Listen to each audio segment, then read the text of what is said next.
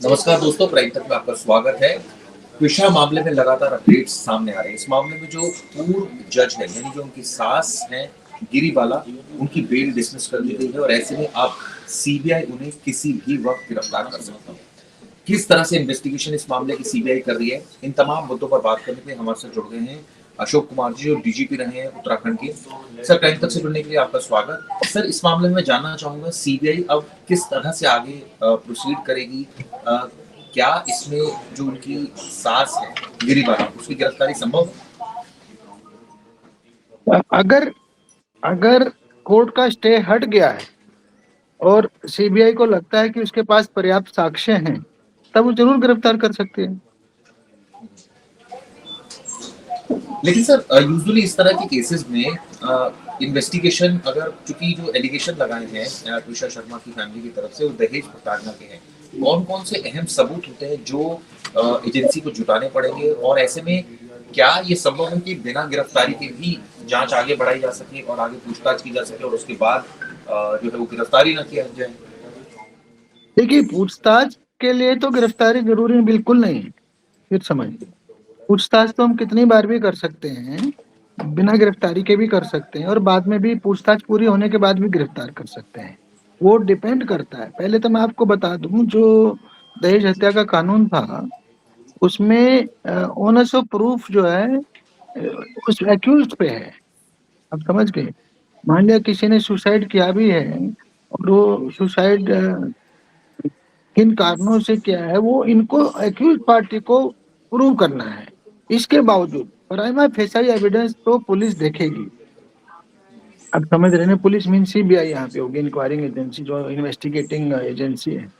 उसको इतना basic prima facie evidence अगर उसके पास है, जो भी विक्टिम पार्टी ने दिए हैं, जो और जो अगर कोई सुसाइड नोट है या कोई सर्कमस्टांसेस बोलते हैं, ठीक है, आई विटनेस होते हैं, फिर सर्कमस्टांसेस होते हैं, फिर डॉक्यूमेंट्री एविडेंस होता है, डिजिटल एविडेंस होता है आजकल। ये सारी चीजें जो है ना, अगर कहीं उनका, देखिए, डोवरी डेथ में हमें किस तरह के चाहिए। पहला है, देखिए क्या क्या एविडेंस चाहिए। पहला एविडेंस चाहिए, there was torture due to dowry. We have to prove that she was being harassed due to because of dowry. Secondly, we have to prove that it is an unnatural death. Right? We don't need to prove it's a murder. We don't need to prove, right? So unnatural death तो सिद्ध हो गया, suicide है, unnatural है। तो अब हमको dowry के कारण प्रताड़ना होती थी, ये और सिद्ध करना है। तो उसके आई विटनेस भी हो सकते हैं, उसके चिट्ठी पत्री मैसेजेस भी हो सकते हैं, डॉक्यूमेंट्री एविडेंस भी हो सकता है, राइट। तो वो एविडेंस अगर उनके पास है और जो कोर्ट से उसको बेल मिली थी, एंटिसिपेटरी बेल मिली थी, अगर वो खत्म हो गई है या कोई स्टे मिला है वो खत्म हो गया, तो फिर सर्टेनली इन्वेस्टिगेटिंग एजेंसी गिरफ्तार कर सकती है। हो सकता है पहले पूछताछ कर ले और 10 एविडेंस कलेक्ट करना चाहे, ये उसकी डिस्क्रिशन है। उसके लिए मैंडेटरी कुछ नहीं है कि पहले गिरफ्तार करेगी और तब बयान लेगी ना। वो एक बार नहीं, 6 बार भी पूछताछ कर सकती है, बार बार। लेकिन सर, यूजुअली गिरफ्तारी को लेकर कानून बहुत साफ है। अगर सुप्रीम कोर्ट की गाइडलाइंस की बात की जाए तो साफ साफ कहा है कि गिरफ्तारी कोई बहुत जरूरी चीज नहीं है, जांच करना पहले जरूरी है। यानी कि जो सबूत आए उसको खत्म करना जरूरी। जैसे आपने कहा कि कई बार पूछताछ कर सकती है, तो हमने देखा हाई प्रोफाइल केसेस में जो एजेंसीज होती हैं उनका काम करने का तरीका बदल जाता है। अगर यही कोई दूसरा हाई प्रोफाइल केस नहीं होता तो यूजुअली एजेंसीज कई बार गिरफ्तार भी कर देती है। लेकिन इस तरह के केसेस में हमने देखा है कि सारे साक्ष्य इकट्ठे किए जाते हैं और अगर लगता है कि अब इनके खिलाफ साक्ष्य है तो अरेस्ट किया जाता है। देखिए, अगर 7 साल से ज्यादा की सजा का केस है, ये 7 साल से ज्यादा की सजा का केस है, राइट, इसमें लाइफ इम्प्रिजनमेंट होती है। तो और अगर आप चार्जशीट करने जा रहे हैं, अगर जांच एजेंसी, विवेचना विवेचना एजेंसी चार्जशीट करने जा रही है, तो उसे गिरफ्तार करना जरूरी होगा, ठीक है, या फिर उसे बेल करानी पड़ेगी, दोनों में से एक है।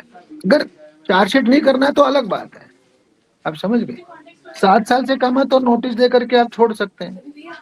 7 साल से ज्यादा में या तो गिरफ्तारी होगी या उसे बेल लेनी पड़ेगी, कुछ दो या स्टे लेना पड़ेगा, तीनों में से एक चीज करनी पड़ेगी, तभी गिरफ्तारी से बच सकते हैं।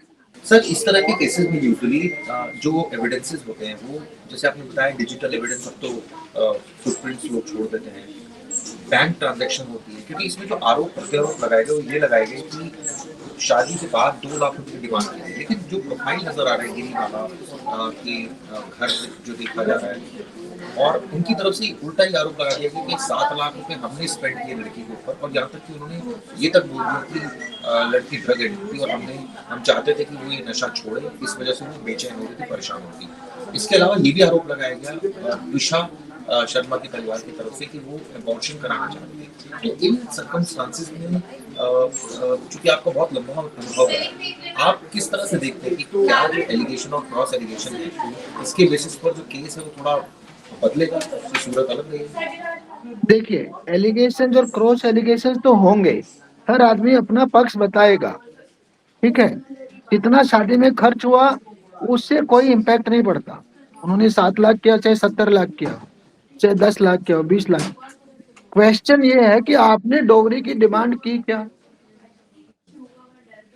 मान लिया आपने 70 लाख खर्च किया, उसके बावजूद भी आपने डोगरी की डिमांड की, जो कानून है ना उसको ये चाहिए कि डोगरी की डिमांड थी, या डोगरी की डिमांड की वजह से इसको मेंटल हरासमेंट था या फिजिकल टॉर्चर था। अब समझे, तो हमें डोगरी की डिमांड होना या डोगरी की वजह से मेंटल और फिजिकल टॉर्चर होना वो सिद्ध करना जरूरी है, ठीक है। उन्होंने कितना भी खर्च किया उससे कोई फर्क नहीं पड़ता, और ये इसका ये मेंटली डिस्टर्ब थी या नहीं थी उससे भी कोई फर्क नहीं पड़ता।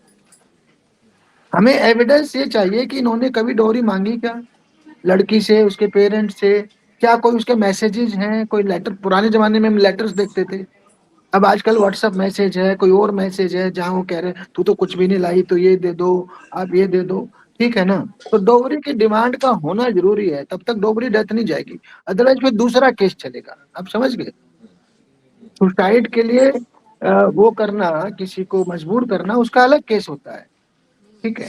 जो पुराने जमाने में 304 भी होता था, आजकल बीएनएस में अलग सेक्शन होगा, ठीक है। और दहेज हत्या अलग केस होता है, तो यहाँ तो दहेज हत्या का केस लगा है ना। आप बताइए, दहेज हत्या का केस है ना। जी जी बिल्कुल। इसमें सर मैं एक चीज और जानना आपसे चाह रहा हूँ, उसमें जो बाय नेम एफआईआर है उसमें गिरीबाला का भी नाम है, ऐसे में एक कोर्ट यानी लोअर कोर्ट ने उनको एंटीसिपेटरी दी, अब उसके विपरीत एक ऑर्डर आ गया हाई कोर्ट का, उनकी एंटीसिपेटरी कैंसिल कर दी गई। तो अब जैसे कि इन सर्कमस्टांसेस में जैसे आपने बोला एक चीज की इसमें तो डाउरी आपको प्रूव करना पड़ेगा, दूसरा ऐसे में अगर गिरीबाला यानी जो उसका ससुराल पक्ष उसकी तरफ से अगर कुछ सबूत पेश किए जाते हैं तो क्या, और वो कन्विंसिंग होते हैं, तो क्या ऐसी इस स्थिति में अरेस्टिंग जो है वो डिले हो सकती है, या वो हो सकता है एजेंसी ना भी करे? नहीं नहीं, आपने बीच में जो लाइन बोली वो नहीं समझ पाया मैं, बीच में क्या बोला। सर मेरा सवाल ये है कि इस केस में चूंकि मुकदमा दर्ज हुआ और बाय नेम एफआईआर जो है वो गिरीबाला जो उनकी सास है उनके खिलाफ है, अब उनके अलग एलिगेशंस हैं, तो सर क्या एजेंसीज ये भी संभव है कि दोनों एलिगेशन और क्रॉस एलिगेशंस को माइन्यूटली ऑब्जर्व करने के आधार पर गिरफ्तारी का फैसला करें? नहीं नहीं, मैंने फिर बोला ना, वो माइन्यूटली तो सब कुछ ऑब्जर्व करेगी, एलिगेशन भी क्रॉस एलिगेशन भी, ये बात समझिए। अगर जो मैंने बोला जो एलिमेंट है क्राइम के, अगर उसका प्रूफ मिल रहा है तो फिर उसे अरेस्ट करना पड़ेगा,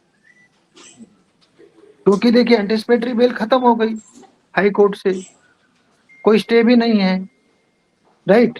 तो अगर सीबीआई जांच के बाद ये डिसाइड करती है कि इस क्राइम के, मेरे को मैं बता रहा हूँ, बीएनएस का सेक्शन याद नहीं है, 304 भी था आईपीसी का सेक्शन, जिसको हम दहेज हत्या बोलते हैं, इस क्राइम के सारे इंग्रेडिएंट पूरे हो रहे हैं। मैंने बोला दो ही प्राइम इंग्रेडिएंट है, एक है अननेचुरल डेथ होना, मर्डर होना जरूरी नहीं है, अननेचुरल डेथ होना।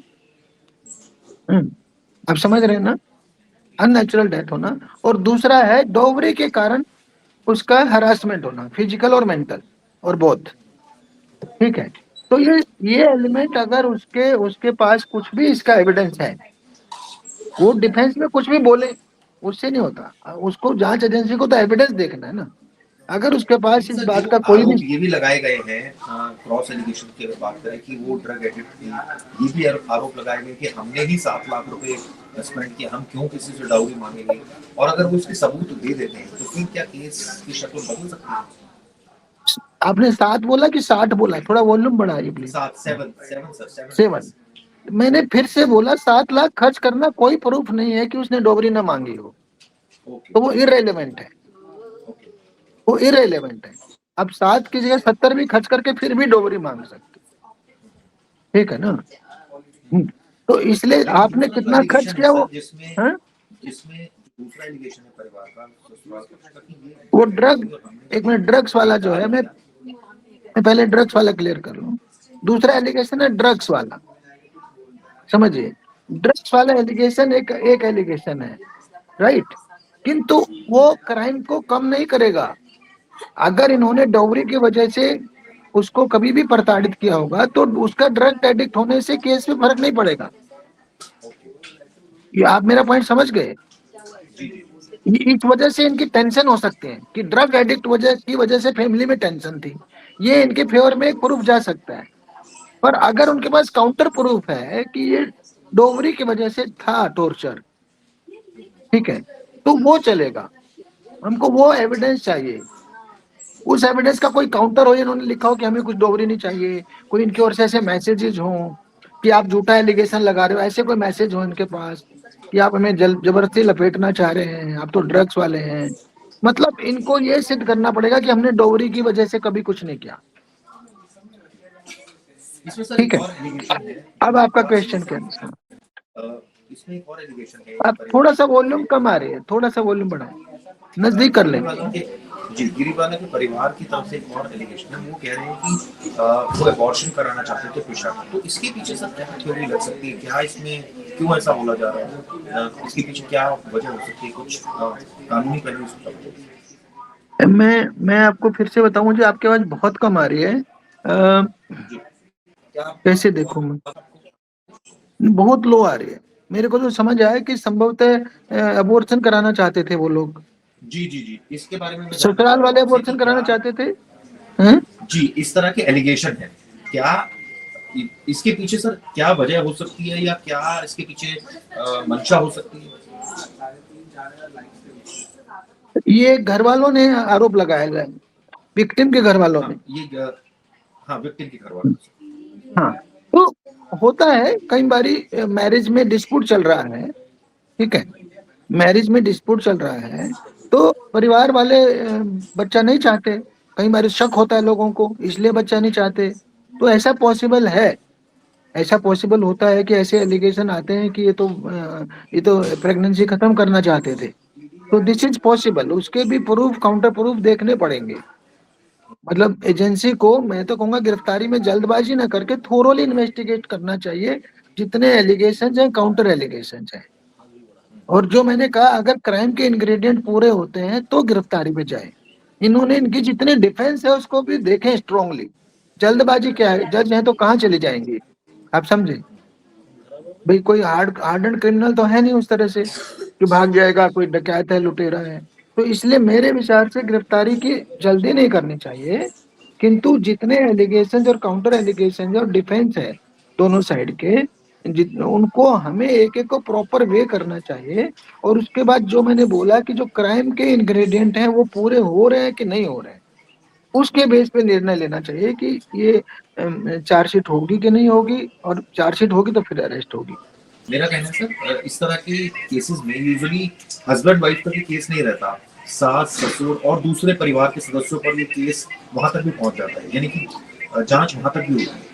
तो कई बार हमने देखा है कि इस तरह के डाउरी केसेस में जो अरेस्टिंग हो जाती है, कई बार ऐसे लोगों की हो जाती है जिनका शायद डायरेक्ट रोल ना हो, हस्बैंड यस वाइफ के यस अलावा यस, वो लोग। मैं समझ गया, आपने बहुत अच्छा सवाल बोला है। और बहुत ही ज्यादा इसका मिसयूज हुआ है, मैं आपको एक्सेप्ट करूं, मैंने तो 35 साल पुलिसिंग किया है। तो दहेज के कानून में भी और दहेज हत्या दोनों में, कि एक बारी हो गया तो पूरे परिवार को लपेट दो, और फिर हस्बैंड, सास ससुर, ननद, नंदोइया, फिर और आगे तक चले जाओ, जबकि उनका बेचारों का घर से दूर का लिंक होता है। तो ये इस मामले में ऑनरेबल सुप्रीम कोर्ट बीच में डिसाइड कर चुका है कि डायरेक्ट फैमिली को छोड़ के अनलेस कोई बहुत स्ट्रॉन्ग प्रूफ हो बाकी लोगों को हरास नहीं किया जाएगा, राइट। तो डायरेक्ट फैमिली में जो साथ रहते थे, पहली बात है ना, जो उस घर में रह रहे हैं, सास ससुर हैं या ननद है या भाई है, देवर जेठ है, जो साथ रह रहे हैं वो डायरेक्ट फैमिली में आएंगे। बाकियों को तो उन्होंने क्लियरली बिल्कुल मना कर दिया है कि unless there is strong evidence कि भाई कोई मामा चाचा कोई आके तंग करता था, जबरदस्ती डर हरास करता था, वो अलग इशू है, अदरवाइज उनको बिल्कुल तंग नहीं करना। जी सर, आपने क्राइम फिक्सर सर बात की, बहुत डिटेल में आपने समझाया कानूनी पहलू को, बहुत बहुत शुक्रिया सर।